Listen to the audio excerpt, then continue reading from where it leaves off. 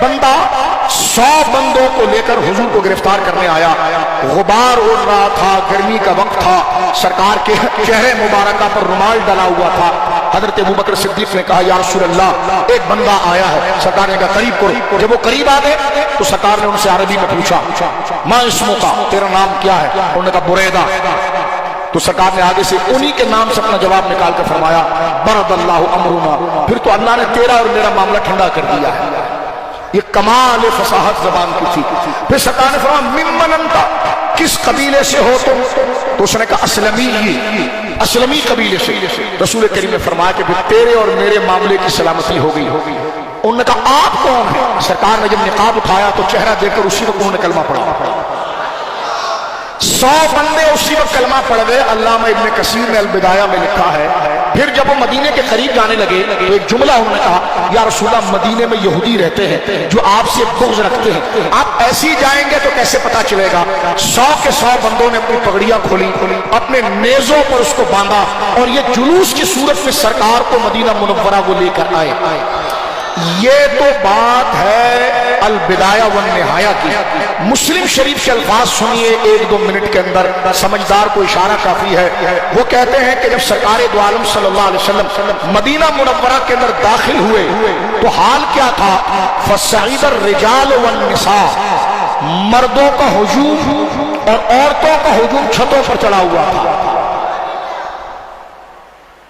مردوں کا ہجوم اور عورتوں کا ہجوم. نساء عورتوں کو، ایک عورت امراتن، 2 عورتیں امراتانے، 3 اور 3 سے زیادہ کو نساء کہتے ہیں. حدیث کے الفاظ ہیں فَصَعِدَ الرِّجَالُ وَالنِّسَاءُ فَوْقَ بُيُوتٍ، حضور گلیوں سے گزر رہے ہیں اور چھتوں پر مرد اور عورت چڑھے ہوئے ہیں.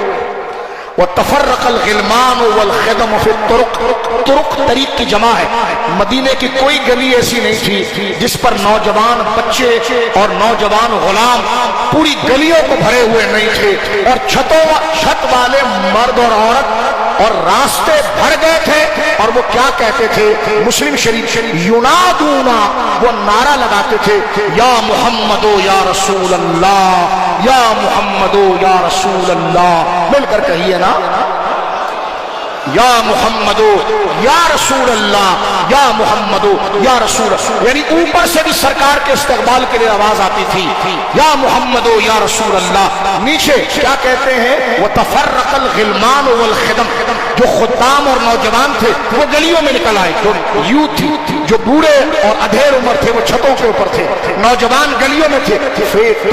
ایک گلی نہیں، مدینے کی ساری گلیوں میں نوجوان نکل آئے تھے اور ایک نعرہ لگاتے تھے ینادونا یا محمدو یا رسول اللہ، یا محمدو. بس گفتگو ختم کرتے ہیں. اس حدیث کا کیا مطلب ہے؟ میں اپنے عقل سے سوچوں، آپ اپنی عقل سے سوچیں.